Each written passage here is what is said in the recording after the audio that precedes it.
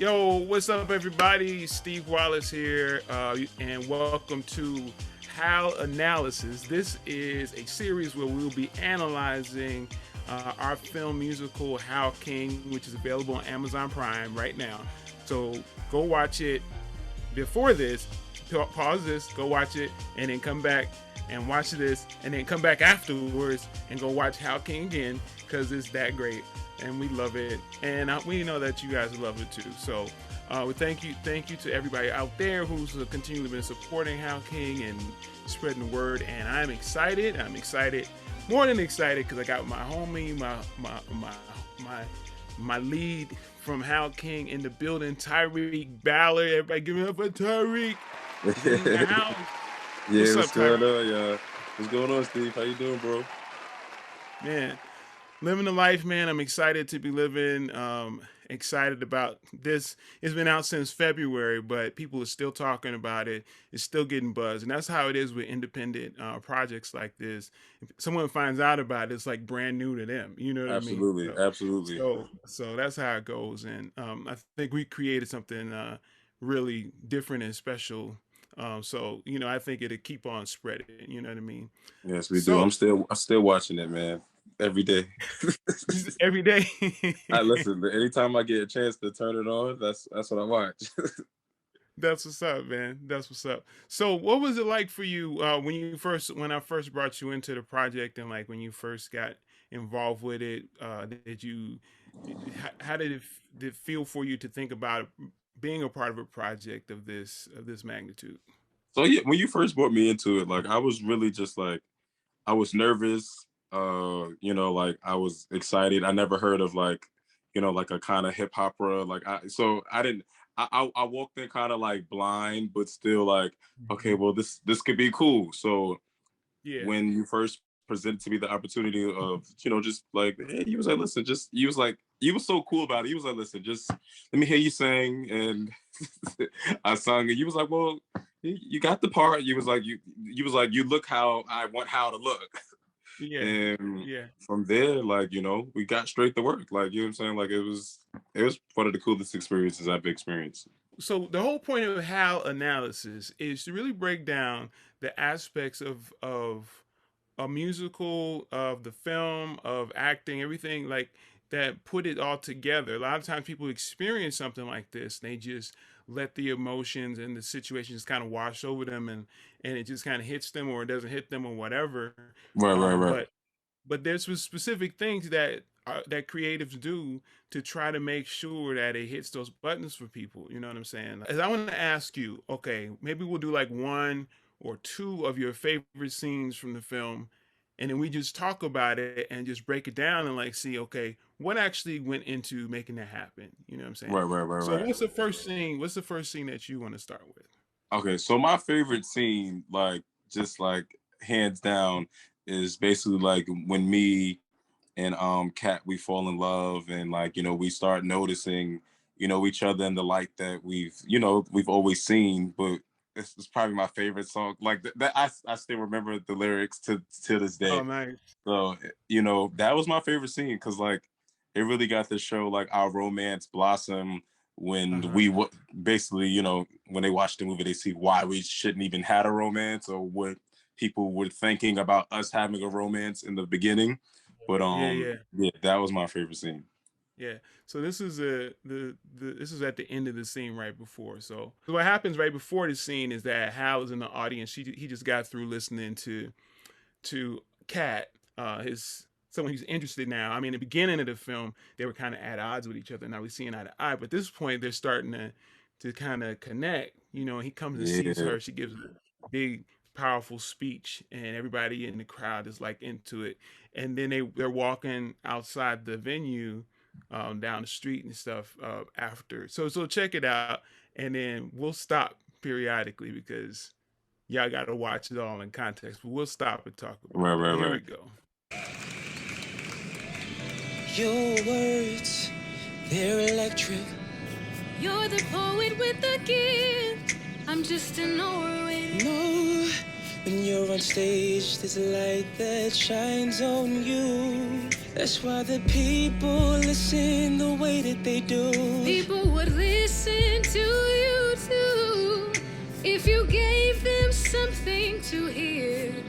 I admire your passion. You seem so clear. To stop it right there, because what first I'm gonna tell you is, I don't know if you knew this, but that location was not available until like that day. Oh wow, I didn't even know that. Yeah, so it was like, this is actually my friend's church. Shout out to Benjamin Dodd and his church out in Brooklyn. Yeah, they were like, "Hey, you want to come here? We're available this day. You want to come through?" I was like, yeah, that's great. That's perfect." And we didn't know, like, really. So what you'll see is, you're gonna see like little like leaves falling down and stuff. So none of that stuff was. I mean, it looks like perfect. It does, like, So bro, like, look at that. yeah, it was none of that. A lot of this stuff was not planned. It was a lot of like in the moment. So I'm gonna let it keep rolling. You guys say stuff too, man. Oh, okay. You just I was just vibing watching. out. I was in awe. I was just watching. Yeah, this scene was so cool because, like, at this part, like, like, I was trying to basically show her that, like, I'm not this party guy anymore. Like, I'm really changing. Like, I'm thinking about maybe, like, taking over my father's political campaign. I'm, Mhm. not sure, but I'm like thinking about it. So it's like, I'm like literally in awe and starting to like look at you in a different light and thinking about what my future can be. So Yeah, it was really and cool. on that note too, like with you as Hal thinking about taking over your father's political campaign, I don't know if you noticed, like if you look on the screen, Hal has on a bow tie. You do remember when Myron was putting the bow ties on you? Yeah, I remember. That's Myron's bow tie. No, he had a bunch of them. He had like about 4 or 5 of them, right? And you like wore a couple of them during the film. But if Right, you right. notice, for y'all out there watching this, and for us, I don't know if you knew this, Tyrik, but when you become the man that's going to take over your father's position, you wear the ties and your shirt is closed. Yeah.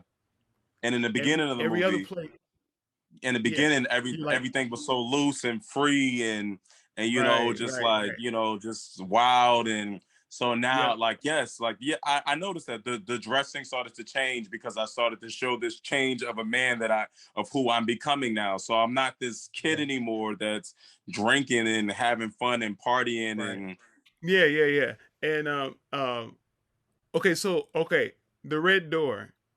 And the colors, just the colors in general. Just looking at this one shot right here. This I think is one of the. I mean, this the close up in this scene ended up being the main poster for Hal King. yeah. But by the choice of the distributor, Gravitas Distribution. But this, like, okay, so just look at this. Just look at this shot. What did you think when you saw the shot? Because I mean, from being in the position where you're acting and you're there and you're seeing the camera in front of you, and Myron and Jim, and they're like, "Okay, go stand there, stand here." What was it like when you actually saw it the first time? What was your thought about this shot? Considering the colors, considering like what you were saying, how y'all looking at each other. What came to mind? Well, this so the red door was like basically like kind of symbolic throughout the movie, even when I was like at my dad's house and stuff like that. I always remember like the every time me and Sheree would interact, there was always like a door opening or a door closing. Yeah, yeah, that's dope. That's dope. I hadn't thought about it like that. I mean, I definitely thought about this like, like red door, like love. You know what I'm saying? Yeah. Walk to like this next stage of your relationship. Now, because we didn't really have this location officially. They had no idea the door was there till we got, and then When and and Jim had that eye, and Myron did too. So I'm glad they was able to like catch a scene yeah, like this. It's breathtaking to watch. Like I said, it's like a like a Beauty and the Beast kind of thing. It's just captures like the essence of like love growing. So Yeah, yeah. Are you saying you were the beast? I kind of started, I had to grow. Yeah. Let's keep it rolling. Oh, before we roll again, I gotta go back just to look at that leaf. You know how many times I watched this leaf fall down, man? It's like, okay, I think it's like around here. I'm gonna let it roll again. When I first saw you on stage, I thought, this is some kind of man.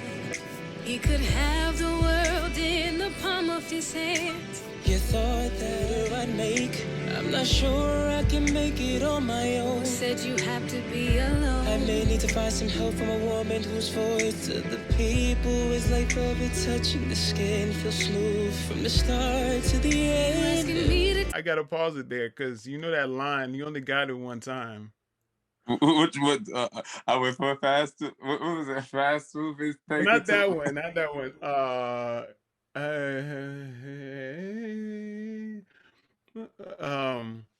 Hold on. I'll show it to you because we took it a bunch of times, and if you see like when we're on this angle, you start saying it, but then you mess it up, and then it goes to the other shot, and then you get it.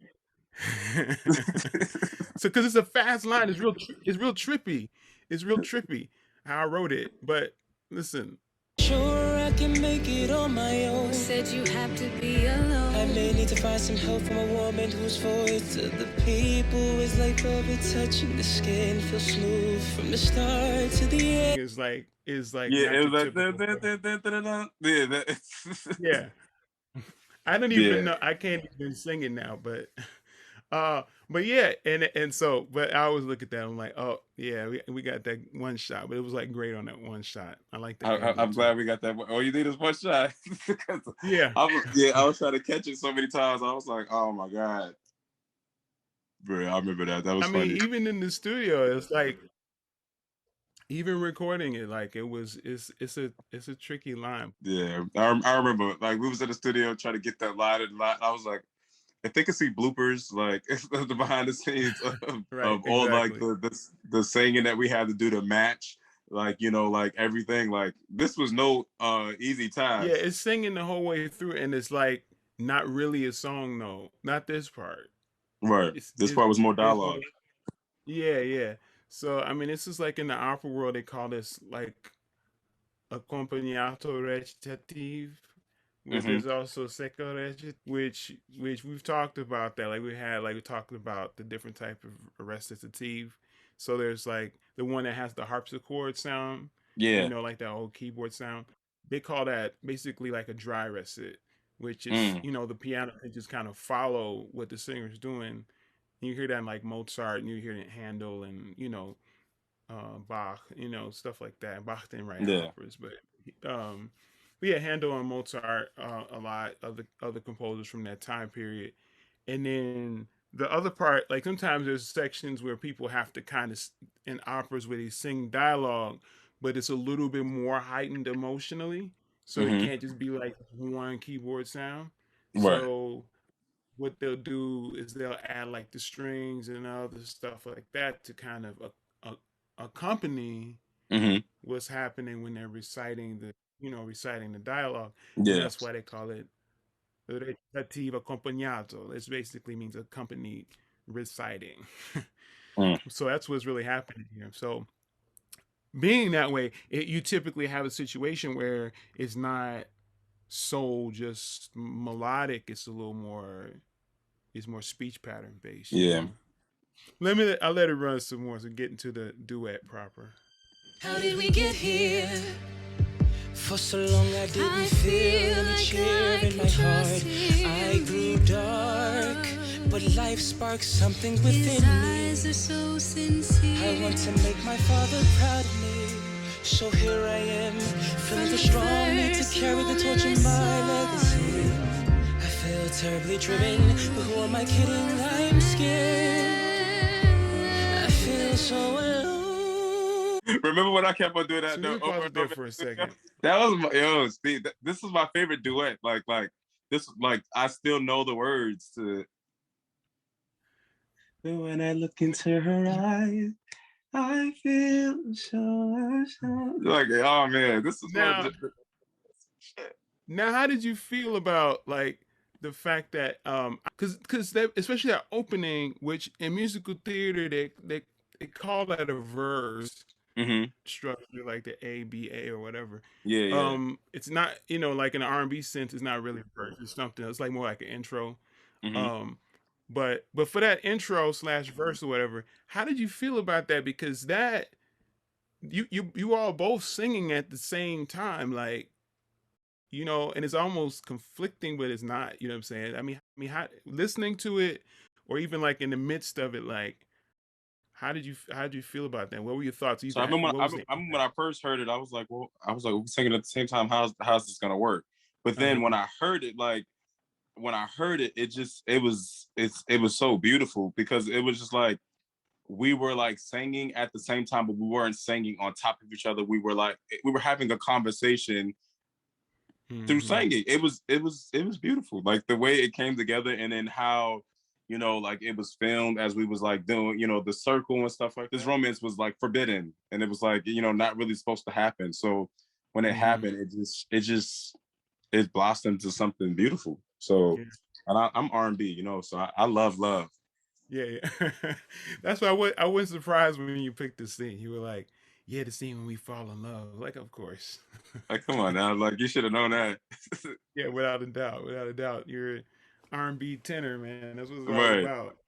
Um, what was I gonna say? Oh yeah, there's one thing that I heard. That was, I don't know if it was an actual Mozart quote or if it was just from the movie, but the Amadeus movie. But the Mozart character, or Mozart talks about, there was a scene in one of his operas where, like, I think it was Marriage of Figaro, where this is for my nerdy opera people out there, where they're like, it's like all these people that are singing on stage at the same time saying different things, and it and but when he said, one of the things I love about opera, just quoting Mozart, is that you can have all these different people, 5, 6, 7 people singing on stage at the same time, completely different ideas, completely different words, but when someone hears it, it sounds like music. Yeah. And if that happened in real life, or it happened in like dialogue where it wasn't sung, it would just sound like chaos. And that's just a really like a special moment that happens in opera. And I don't even think it happens in musical theater as much, because a lot of times with musical theater, it's like it's not as much about like what's happening in your mind that they're singing. It's more like what's actually happening on the stage that they sing Yeah. about. And that was one of the things I wanted to do with this, was that there was moments, like especially this, where this is about what you all are thinking. You're not singing to each other.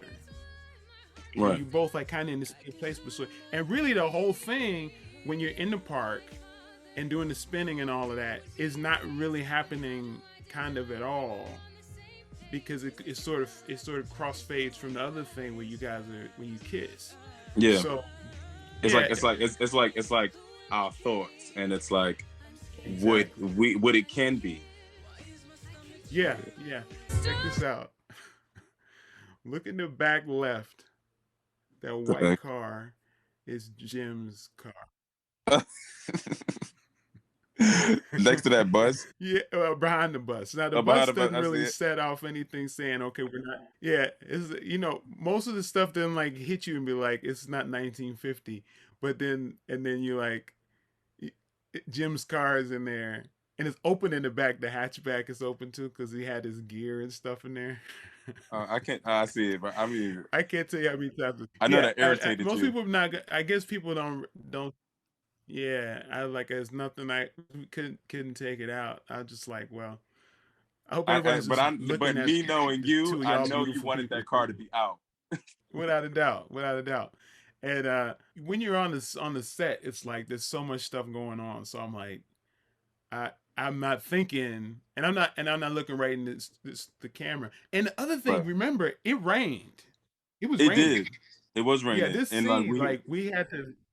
you had to wrap the cameras Go up. You ahead. had to wrap the cameras up. We had to take umbrella breaks to make sure that nothing was going too bad. Like, yeah, that was a full day of work, and we was there all night. Yeah. Yeah, that was pretty tough. I was like, are we even gonna get this shot? Because we started it and then like we had to go back a couple times to, which is just the nature of what it is when to get it right. And but then it started raining and we were like, oh. And like standing, everybody was huddling up underneath the one umbrella. I remember. I was like, I was just praying that we got the shot, and it came out. It came out really, really beautiful, really It nice. did. Yeah, we definitely got it. We was Yeah, able to get it. yeah. Let me play more of it so we can watch. I want, I need.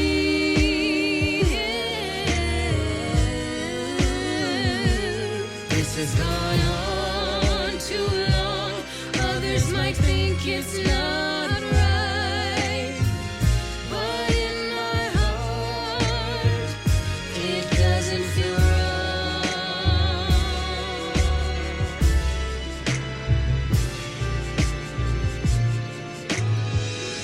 Does that mean? Yeah, I noticed Yeah, that. yes. So that was out of that kind of dream state into like, and that was the only cut. That was the only cut. Everything else was one shot. That's why we had to do it so many times. You have to do the whole thing and make sure that the choreography with the camera and with y'all and everything that was happening and you saying the right words at the right time and all that had to be lined up. And then and for it to not rain too. You know what I Right, mean? Doing the one shot, it wasn't just like we're getting just you and then cutting to her right. and again you like have to stay in one place. It was the whole Absolutely. thing, the whole 3 minutes of this song or 4 minutes. Yeah, that I Yeah, mean, like man. that work is just magical, man. Just watch it on the screen, and that's my mom's favorite scene too. My mom was like, "Can we go back to that scene of you guys just falling in love?" And There's this motif, and I'll talk more about motifs and stuff. I get to like to theory and analysis later on in this series.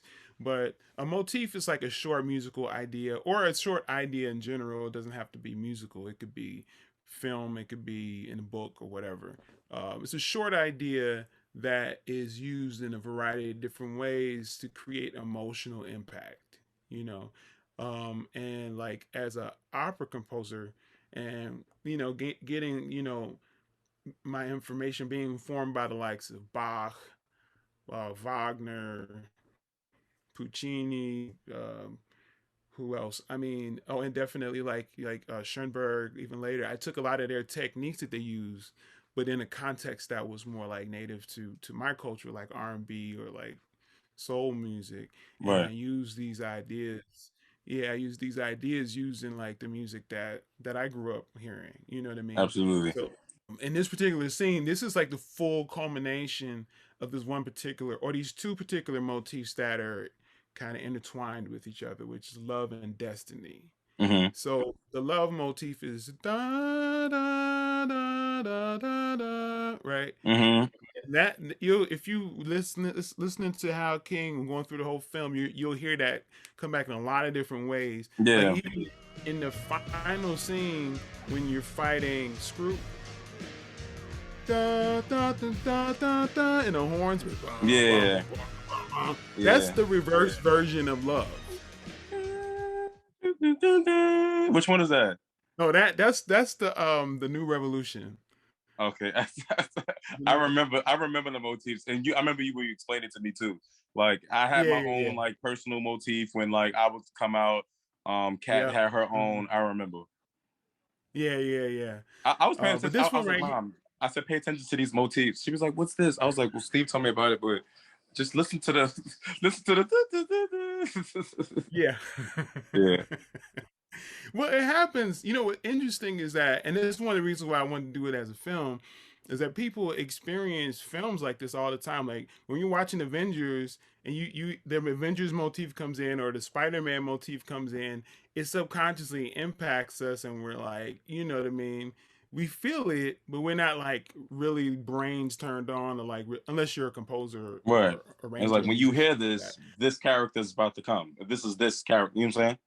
Yeah. It's Yeah. pretty cool the way you broke it down to me. Like, cause I didn't know. So I still remember that from this day. So this one is love, which is do do do do do do, and then you also have this which Yeah. represents destiny, Yeah. and that like it's littered throughout the whole piece. But Absolutely. that yeah, those two are kind of intertwined at that moment because this is the love coming together, and then it's this is like destiny happening. Yeah. I really appreciate you being on here with me and going through all No, these. absolutely, bro. Like, thank you for having me. Anytime you hit me when it comes to this, I ain't got nothing. I drop everything. Yeah, We got to thank you. talk. Let's. Yeah, for sure, man, for sure.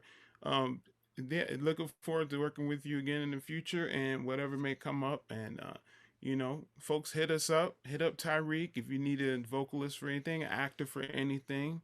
Yes. He's fantastic to work with, great personality.